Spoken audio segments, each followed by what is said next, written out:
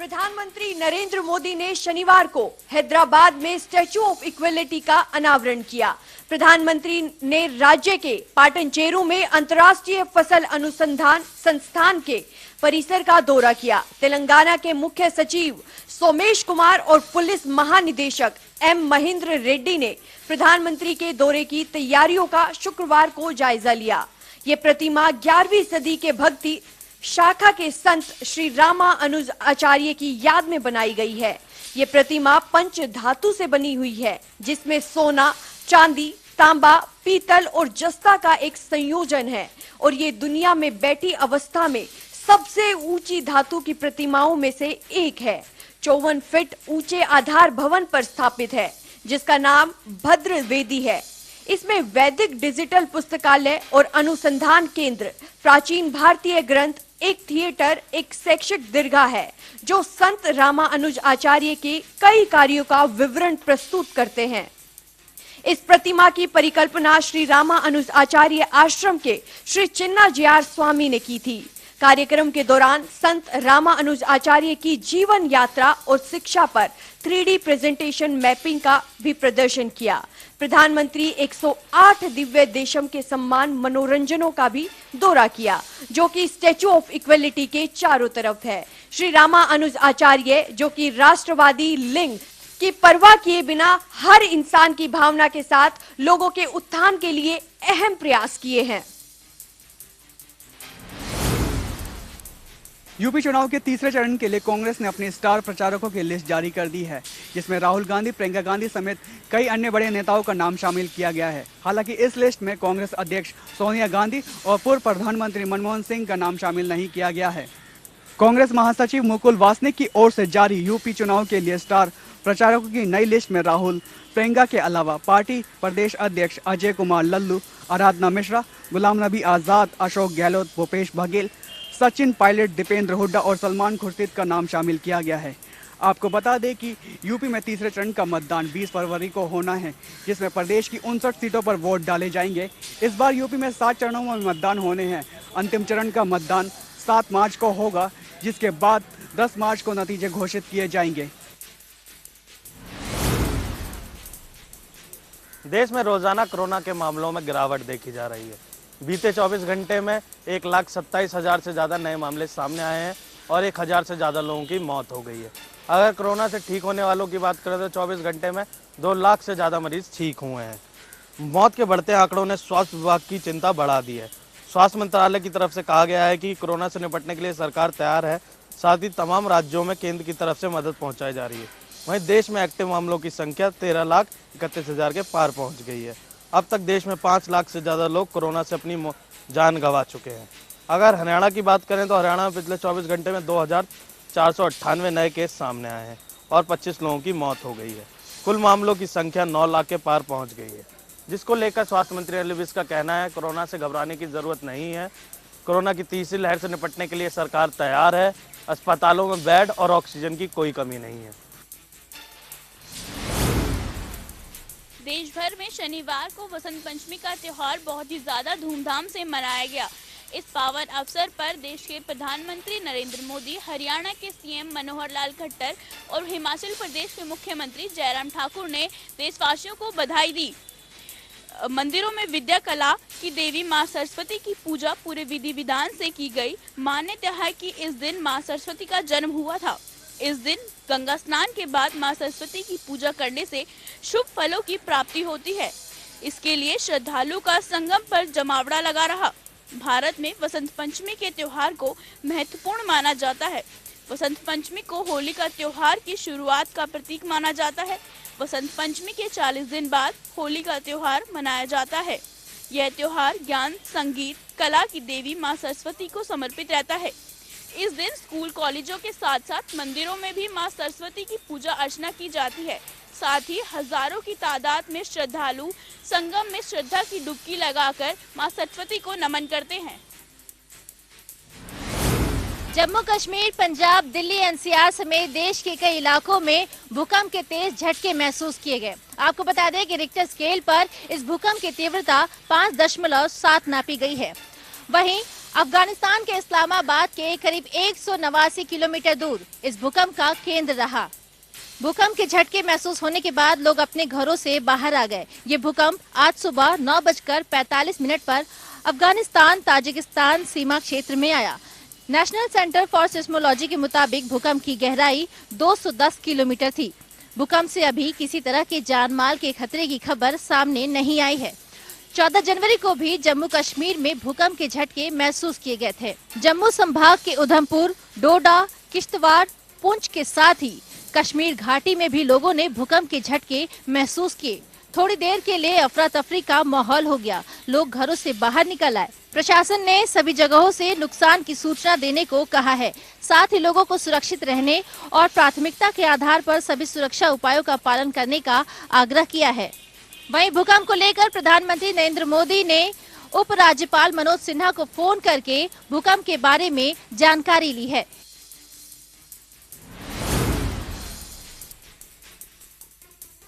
देश के 5 राज्यों में विधानसभा चुनाव होने वाले हैं। ऐसे में पूरे देश की नजर उत्तर प्रदेश के विधानसभा चुनाव पर टिकी हुई है। तो इसी बीच बहुजन समाज पार्टी ने 10 जिलों की 51 विधानसभा सीटों पर आज प्रत्याशियों की सूची जारी की है और इस सूची में जातीय समीकरण का विशेष तौर पर ध्यान रखा गया है। इनमें 11 ब्राह्मण, 7 मुस्लिम प्रत्याशियों को टिकट दिया गया है।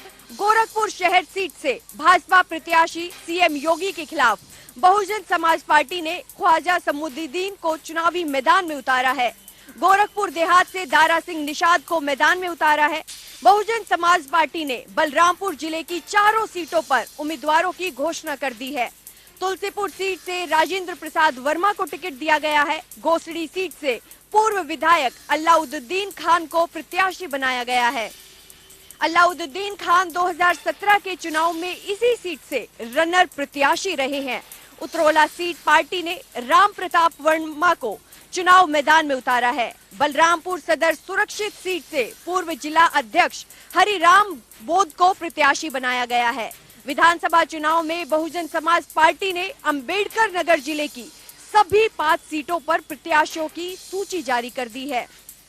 बता दें कि इनमें से अकबरपुर नगर पालिका परिषद के पूर्व अध्यक्ष चंद्र प्रकाश ने बीता विधानसभा चुनाव बीजेपी के टिकट पर अकबरपुर से ही लड़ा था, जबकि जलालपुर से टिकट पाए राजेश सिंह भी गत चुनाव में बीजेपी के प्रत्याशी थे।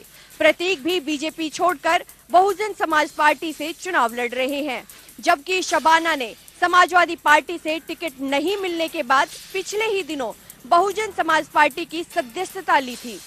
उत्तर प्रदेश की राजनीति को देश की राजनीति के साथ जोड़कर देखा जाता है। ऐसे में सभी सियासी दल साम दाम दंड भेद लगाकर जीत हासिल करने की कोशिश कर रहे हैं, लेकिन ये तो भविष्य की ही गर्भ में है कि इस सियासी समर में जीत किसकी होगी।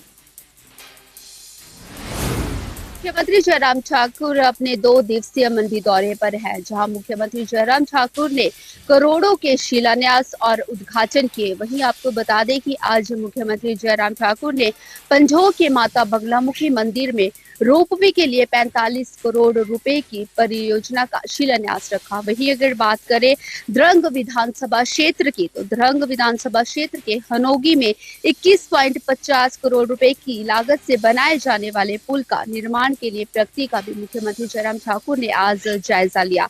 इसके साथ साथ थलौट के विभाग मंडल कार्यालय का शुभारंभ भी किया और इसके अलावा औट में 1.15 करोड़ रुपए की लागत से बनाए जाने वाली बचत समिति की दुकानों के निर्माण का भी आज मुख्यमंत्री जयराम ठाकुर ने शिलान्यास किया। तो कहीं ना कहीं ये हिमाचल वासियों के लिए एक बड़ी राहत है, बड़ी खुशखबरी है। जिस तरह से मुख्यमंत्री जयराम ठाकुर ने एक बार फिर से हिमाचल वासियों को करोड़ों की सौगात दी है, तो कहीं ना कहीं ये मुख्यमंत्री जयराम ठाकुर की बहुत अच्छी पहल है। हरियाणा के पूर्व डीजीपी मनोज यादव अनिल विज के रिपोर्ट कार्ड में फेल साबित हुए हैं। ये बात हम इसलिए कह रहे हैं क्योंकि अनिल विज ने मनोज यादव की जो एसीआर रिपोर्ट तैयार की है उसमें उन्हें औसत से भी कम अंक दिए गए हैं। बता दें कि एसीआर में 5 अंकों को वेरी पुअर कैटेगरी में रखा गया है, लेकिन अनिल विज ने मनोज यादव की जो एसीआर तैयार की गई है उसमें उन्हें 3.7 अंक दिए हैं, जिसके बाद मनोज यादव की कार्यशैली पर सवाल उठने लगे हैं। इससे पहले आपको बता दें कि कृषि कानूनों को लेकर जब किसानों का धरना प्रदर्शन चल रहा था, उस समय भी अनिल विज ने फ्रंट फुट पर आकर मनोज यादव की कार्यशैली पर सवाल खड़े किए थे। उस वक्त अनिल विज ने स्पष्ट कहा था कि मनोज यादव कानून व्यवस्था को संभालने में असक्षम है, जिसके बाद मनोज यादव ने खुद हरियाणा के डीजीपी पद को त्यागने की पेशकश सरकार के सामने रखी थी। फिलहाल की अगर हम बात करें तो फिलहाल मनोज यादव आईबी में एक बड़े पद पर कार्यरत हैं। फिलहाल अनिल विज की इस आईसीआर का उनके करियर पर क्या कुछ प्रभाव पड़ता है, ये आने वाला वक्त ही बताएगा। किन्नौर जिला में लगातार 2 दिन बर्फबारी हुई, जिसके बाद आज मौसम सुहावना हुआ है। ऐसे में जिला किन्नौर में अभी भी जनजीवन अस्त व्यस्त है। जिला किन्नौर के ऊंचाई वाले ग्रामीण क्षेत्रों में पीने के जल स्रोत जम चुके हैं, जिसके चलते लोगों को पीने के पानी की समस्या लगातार बनी हुई है। वहीं जिला किन्नौर के ऊंचाई वाले ग्रामीण क्षेत्रों में बिजली आंख मिचौली का खेल खेल रही है। आपको बता दें कि जिला किन्नौर के मुख्यालय रिकांगपिओ में जनजीवन सामान्य हो चुका है, क्योंकि यहाँ पर प्रशासनिक अमला ने बीते कल ही सड़क संपर्क मार्गों को बहाल किया है। ऐसे में लोगों को वाहनों में आवाजाही में परेशानियों का सामना नहीं करना पड़ रहा है। आज जिला किन्नौर के दुर्गम क्षेत्रों में प्रशासन द्वारा सड़क बहाली के लिए मशीनरी भेजी गई है। इसके अलावा इस बर्फबारी में जिला किन्नौर स्वास्थ्य विभाग द्वारा लोगों को घर द्वार जाकर कोविड टीकाकरण भी किया जा रहा है। साथ ही साथ स्वास्थ्य विभाग ने 60 वर्ष से अधिक आयु वर्ग के बुजुर्गों से भी आग्रह किया है कि वे कोविड के बूस्टर डोज लगाने के लिए नजदीकी चिकित्सालय जाएं, ताकि कोरोना संक्रमण को रोकने में यह बूस्टर डोज कारगर साबित हो। लगातार 3 दिन की बर्फबारी के बाद अब मौसम पूरी तरह से खुल गया है। ऐसे में जो है लोगों ने राहत की सांस ली है, क्योंकि पिछले 3 दिनों तक लोगों को बर्फबारी में घरों के अंदर दुबकने को मजबूर होना पड़ रहा था। वहीं अगर पर्यटन के हिसाब से देखा जाए तो सैलानियों ने भी मनाली की ओर रुख करना शुरू कर दिया है। पहले से ही काफ़ी सैलानी इस बर्फ की आस लगाए बैठे थे, और अब जिस तरह से मौसम खुल गया है तो इसके बाद और भी सैलानियों की मनाली आने की उम्मीद है। वहीं पे कृषि बागवानी के लिए भी ये बर्फबारी उत्तम मानी जा रही है, क्योंकि सेब के बगीचों के लिए जो चिलिंग आवर्स की जो ज़रूरत होती है वो लगभग अब पूरी हो गई है। और साथ ही साथ जिस तरह से जो कोरोना वैक्सीन की जो अभियान चल रही थी, उस बर्फबारी के कारण जो है उसमें भी दिक्कतें आ रही थी, लेकिन अब जैसे ही मौसम खुल गया है तो वो अभियान भी अब जो है तेजी पकड़ेगा। तो एक बार फिर से ऊना में आज सूर्य देवता के दर्शन जो है वो देखने को मिले हैं। अगर पिछले दिनों की बात करें तो लगातार पिछले 2 दिन तेज बारिश जो है वो लगी रही, जिस कारण पिछले 2 दिन टेम्परेचर में भारी गिरावट आई थी। लेकिन आज एक बार फिर से सूर्य देवता की चिलचिलाती धूप जो है वो लोगों के लिए राहत का काम आज कर रही है, क्योंकि 2 दिन लगातार ठंड यहाँ पर देखने को मिल रही है। आपको बता दें कि ऊना के साथ ऊना जिला के तहत आते चिंतपूर्णी में भी कल देर शाम बर्फबारी हुई है, और 10 सालों बाद ये फिर से ऐसा मंजर जो है वो देखने को मिला है कि माँ चिंतपूर्णी के दरबार जो है वो बर्फबारी हुई है। कल जितने भी श्रद्धालु आए थे काफ़ी उनको दिक्कतों का भी सामना करना पड़ा, लेकिन आज की बात करें तो मौसम एक बार फिर से सुहाना जो है वो हो चुका है। धूप निकली है, राहत लोगों को साफ तौर पर देखने को मिल रही है। टेम्परेचर में भी धीरे धीरे बढ़ोतरी एक बार फिर से दर्ज करनी शुरू हो गई है। अगर सुबह की बात करें तो सुबह 7 डिग्री टेम्परेचर था, और अभी मौजूदा स्थिति में 12 डिग्री के आसपास टेम्परेचर जो है वो पहुंच चुका है। अगर इसी प्रकार शाम तक धूप जो है सूर्य देवता के दर्शन होते रहे तो ये टेम्परेचर 15 डिग्री तक पहुंच जाएगा, जिससे लोगों को और सर्दी से राहत मिलेगी। आज का युवा लगातार अपराध की दुनिया में लगातार कदम रख रहा है और अपराध की दलदल में लगातार फंसता जा रहा है। जहां सोनीपत पुलिस ने एक बड़ी कामयाबी हासिल की है, जहां 5 आरोपियों को सोनीपत के गांव बड़वासड़ी से 1 हथियार और 2 जिंदा कारतूस सहित गिरफ्तार किया है। जानकारी के मुताबिक पिछले दिनों आरोपी ने सोनीपत के गांव सलीमसर माजरा में सूखा गैंग के एक व्यक्ति पर फायरिंग की थी, और दहशत फैलाने के लिए लगातार इस प्रकार की वारदात को अंजाम दे रहे थे। जहां सोनीपत पुलिस ने 5 आरोपियों को गिरफ्तार किया है और उन्हें अदालत में पेश किया जाएगा। जानकारी के मुताबिक अगर बात करें तो शुभम पर 14 मामले दर्ज हैं, वहीं रोहित पर 2 मुकदमों में नामजद चल रहा है, तो वहीं विनीत और जो भोलू है उस पर भी 2 मुकदमों में नामजद है। और मोहित और हिमांशु ने अभी पहले ही अपराध की दुनिया में कदम रखा है। इससे पहले कोई भी आपराधिक मामला उनके खिलाफ नहीं दर्ज है। जानकारी के मुताबिक सुबह में और उसकी गैंग के लोग जटवाड़ा निवासी सूखा पर एक जन्मदिन पार्टी में बहस हुई थी और उसके बाद लगातार दहशत फैलाने के लिए इस प्रकार की गैंगवारी जो है लगातार सक्रिय रही है और इसी को लेकर सोनीपत के गांव में सूखा गैंग के एक व्यक्ति पर फायरिंग की। रोहतक में पहुंचे केंद्रीय सामाजिक न्याय एवं अधिकारिता मंत्री डॉक्टर वीरेंद्र कुमार ने भोपाल के हबीबगंज रेलवे स्टेशन के नाम बदलने को लेकर कहा कि जनता की मांग पर सरकार नीतिगत फैसले लेती है और सरकार को यही करना चाहिए जो कि आम जन की आवाज हो। वहीं 5 राज्यों के चुनाव को लेकर भी केंद्रीय मंत्री ने दावा किया कि भारतीय जनता पार्टी की सरकार बनेगी। वहीं उत्तर प्रदेश के बारे में भी कहा कि सपा और बसपा के नेता सिर्फ चुनावी मौसम में ही बाहर निकलते हैं, लेकिन बीजेपी का कार्यकर्ता जनता के बीच में हमेशा खड़ा रहता है।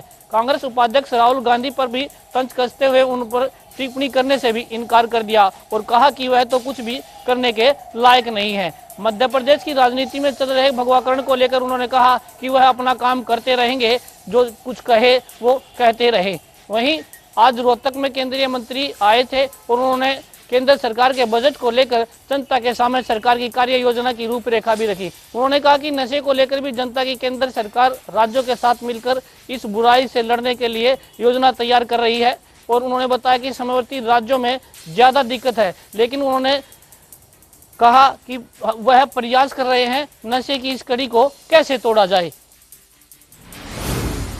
मौसम का बदलता मिजाज, अगर हम बात करें पिछले 2 दिनों से तो मौसम इस प्रकार से बदला कि एकदम से जो है ठंड ने और ठिठुरन बढ़ा दी।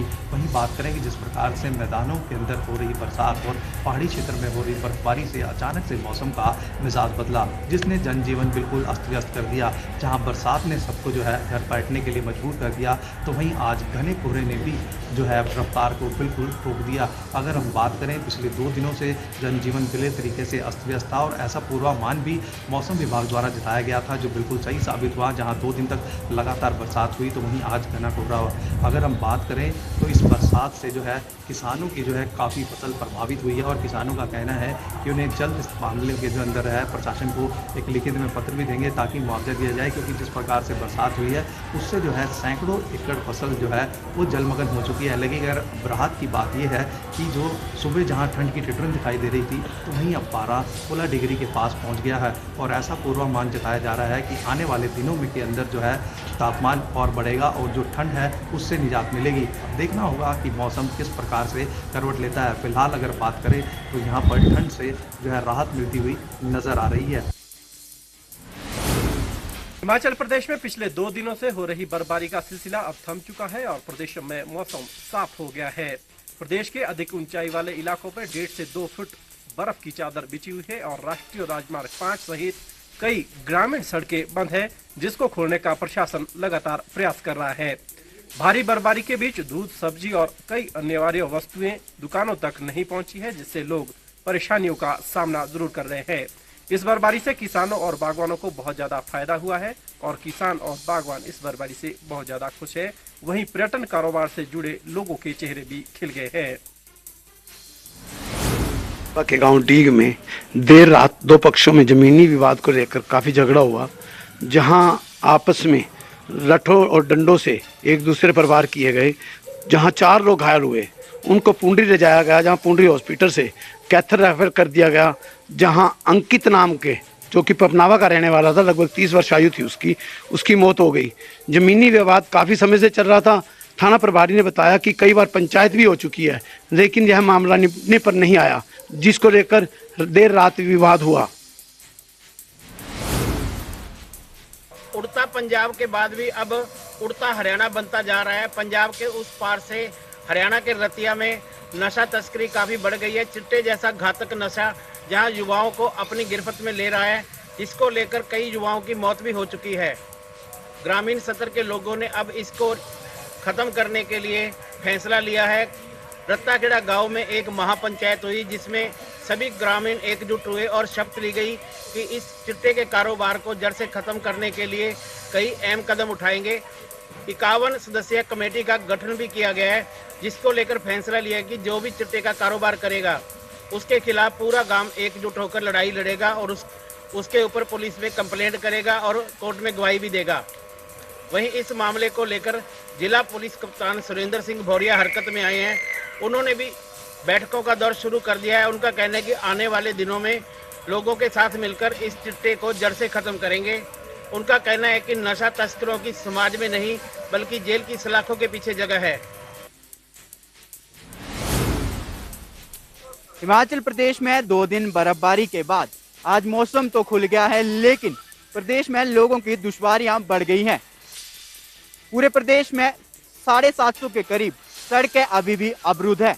इसके अलावा 2400 के करीब बिजली के ट्रांसफार्मर बर्फबारी से प्रभावित हुए हैं। वहीं 196 के करीब पेयजल योजनाएं ठप पड़ी हुई हैं।